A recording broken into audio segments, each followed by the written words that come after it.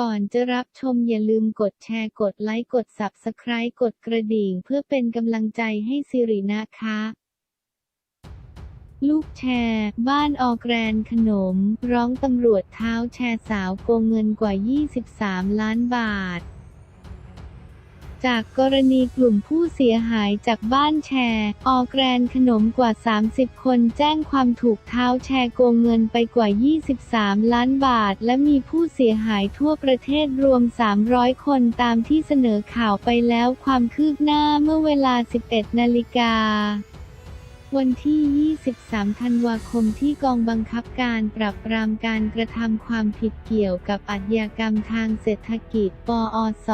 ถนนสาทรกรุงเทพมหานครกลุ่มผู้เสียหายจำนวน 40 คนเดินทางเข้าพบพันตำรวจโทชัยวัฒน์ช่างสลักรองผู้กำกับการสสกก4 บกปอส.เพื่อนำหลักฐานมามอบเพิ่มเติมให้ดำเนินคดีกับเท้าแชร์บ้านออร์แกรนด์ขนม โดยนำเอกสารเป็นหน้าเฟซบุ๊ก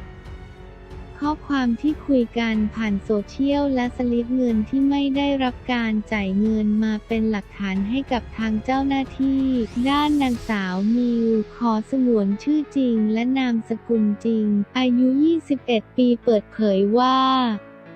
วันนี้เดินทางมาพร้อมกลุ่มผู้เสียหายกว่า 40 คนเดินทางนำเอกสารมายื่นเพิ่มเติมให้แก่เจ้าหน้าที่เพื่อใช้ในการดำเนินคดีกับเท้าแชร์บ้านออร์แกรนด์ขนมโดยตนรู้จักกับนางสาวกนามสมมุติเท้าแชร์เนื่องจากเป็นเพื่อนสมัยเรียนมัธยมปลายและมาชักชวนให้เล่นแชร์ที่มีผลตอบแทนสูงจึงเริ่มลงทุนครั้งแรกเมื่อวันที่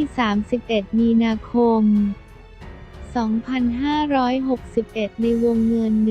16,000 บาทกระทั่งปลายเดือนกรกฎาคม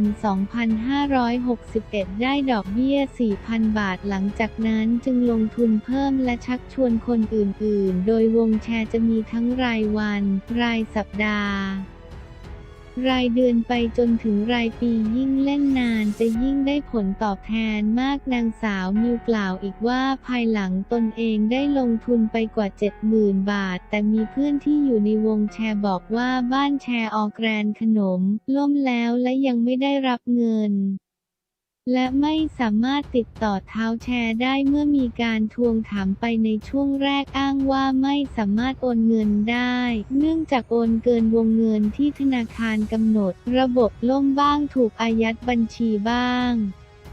หลังจากนั้นเท้าแชร์และคนในครอบครัวเริ่มมีการข่มขู่ลูกแชร์ผ่านทางเฟซบุ๊กและไลน์พร้อมทั้งมีการอ้างว่ามีพ่อเป็นตำรวจยศสูงอีกด้วย